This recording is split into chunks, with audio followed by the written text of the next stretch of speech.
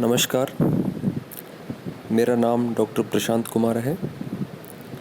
मैं राजकीय लोहिया महाविद्यालय चूरू में व्यावसायिक प्रशासन विभाग में सहायक आचार्य के पद पर कार्यरत हूँ।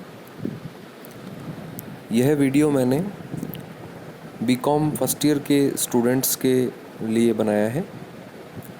इस वीडियो में हम यह जानने का प्रयास करेंगे कि बीकॉम पार्ट फर्स्ट में व्यावसायिक प्रशासन विषय में प्रथम प्रश्न पत्र प्रबंध के सिद्धांत है और इस प्रश्न पत्र के अंतर्गत हम प्रबंध और प्रबंध से जुड़ी हुई अवधारणाओं का अध्ययन करेंगे। आज हम प्रबंध के बारे में सामान्य परिचय प्राप्त करेंगे। तो प्रिय विद्यार्थियों, प्रबंध क्या है? प्रबंध को जानने से पहले हमें इसकी अवधारणा को समझना आवश्यक है। अब हमारे मन में यह प्रश्न भी उत्पन्न हो सकता है कि अवधारणा किसे कहते हैं? अवधारणा यानी कि कॉन्सेप्ट। अवधारणा से क्या आशय है?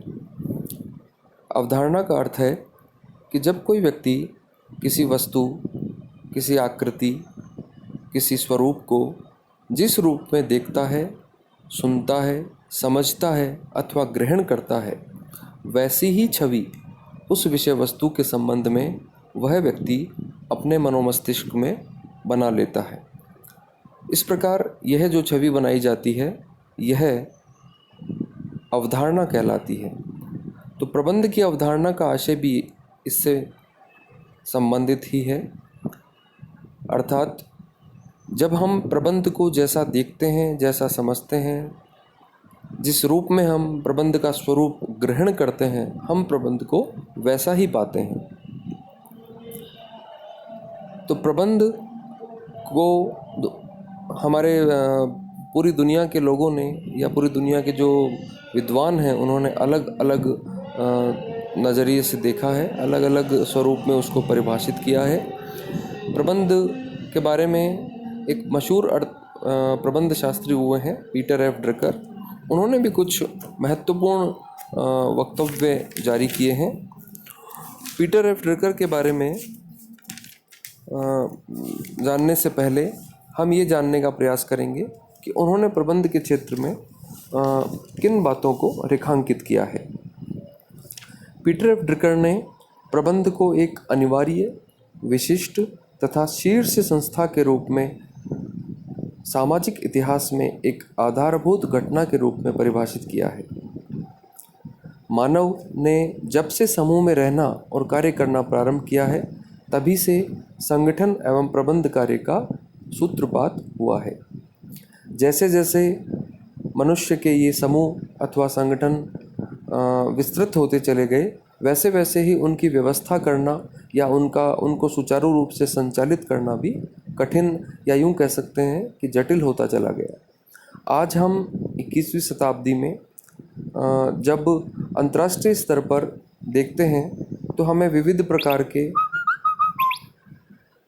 बहुराष्ट्रीय आर्थिक, सामाजिक, राजनीतिक, धार्मिक, सांस्कृतिक संगठनों का स्वरूप दिखाई देता है। ये संगठन ही संपूर्ण मानव जाति की समृद्धि के लिए कार्य कर रहे हैं। इस प्रकार से प्रबंध संपूर्ण विश्व में एक महान शक्ति का मतलब पावर, एक साधन यानी कि रिसोर्स, कार्य यानी कि जॉब या वर्क, और एक ज्ञान की विधा यानी कि एक नॉलेज पर्सपेक्टिव के रूप में इसे हम देखते हैं। तो आज विश्व के सभी देशों की अर्थव्यवस्था या हम कहें कि उद्योग धंधे जो हैं, उनके कुशल और सफल संचालन में प्रबंध एक बहुत ही महत्वपूर्ण आवश्यकता बन गया है। किसी भी राष्ट्र के अस्तित्व का आधार स्तंभ या भाग्य विधाता भी हम प्रबंध को कह सकते हैं। जो राष्ट्र आज हमें शक्तिशाली दिखाई देते हैं, वे कहीं न कहीं कुशल एवं प्रभावकारी प्रबंध के कारण ही उत्तरोत्तर प्रगति कर रहे हैं। इसके विपरीत भी हम देख सकते हैं कि अकुशल प्रबंध के कारण कई देशों की अर्थव्यवस्था ही नहीं बल्कि उनका अस्तित्व भी आज हमें संकट में दिखाई पड़ता है।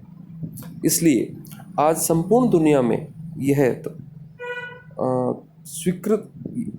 स्वीकार किया जाता है कि देश के व्यावसायिक विकास के लिए ही नहीं, बल्कि संपूर्ण अर्थव्यवस्था के उत्थान के लिए, संपूर्ण अर्थव्यवस्था की मजबूती के लिए कुशल प्रबंध का होना अति आवश्यक है। किसी भी देश की आर्थिक, सामाजिक, राजनीतिक, सांस्कृतिक, भौगोलिक, राष्ट्रीय और अंतर्राष्ट्रीय समस्याओं का समाधान भी प्रबंध के माध्यम से किया जा सकता है। पीटर एफ ड्रकर ने अपना एक जो कोटेशन दिया है, उन्होंने ये कहा है कि प्रबंध प्रत्येक व्यवसाय का गतिमान जीवन तत्व है। इसके अभाव में उत्पादन के साधन केवल साधन ही बने रहेंगे, अर्थात उत्पादन फलीभूत ही नहीं होगा। तो आज हमने ये जाना कि प्रबंध का सामान्य परिचय क्या है। प्रबंध एक अवधारणा के रूप में है। जो व्यक्ति प्रबंध को जिस रूप में देखता है, समझता है अथवा ग्रहण करता है, वैसी ही उसकी छवि हमारे अपने मनोमस्तिष्क में बना लेता है। इस प्रकार प्रबंध का कोई एक निश्चित स्वरूप नहीं है, बल्कि प्रबंध की अलग अलग अवधारणाएं हैं।